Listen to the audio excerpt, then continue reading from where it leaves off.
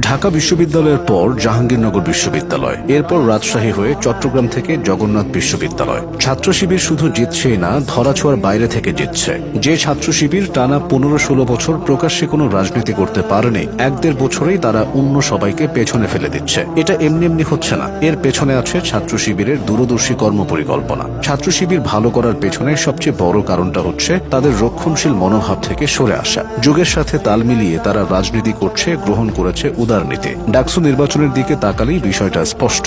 সেখানে তাদের প্রার্থীদের মধ্যে হিজাব ও নিকাব পরা প্রতিনিধি যেমন ছিলেন, তেমনি ছিলেন সাধারণ বেশভূষার নারী ফাতিমা তাসনিম জুমা। তাদের বক্তব্যে নারীদের নিরাপত্তা এবং আবাসনের কথা বলা হয়েছে। অনলাইনে নারী নিপীড়নের বিরুদ্ধেও তারা শক্ত অবস্থান রাখবে বলে জানিয়েছে। ছাত্র শিবিরের এই মনোভাব তাদের সম্পর্কে শিক্ষার্থীদের মনে আস্থার জায়গা তৈরি করছে। এদিকে দীর্ঘ সময় রাজনীতির বাইরে থাকায় শিবিরের প্রতি শিক্ষার্থীদের মধ্যে এক ধরনের অদৃশ্য আকর্ষণ তৈরি হয়েছে। সাধারণত যখনই কোনো গোষ্ঠীকে রাষ্ট্রীয় পৃষ্ঠপোষকতায় দমন করা হয়, সেটি আরও শক্তি নিয়ে ফিরে আসে।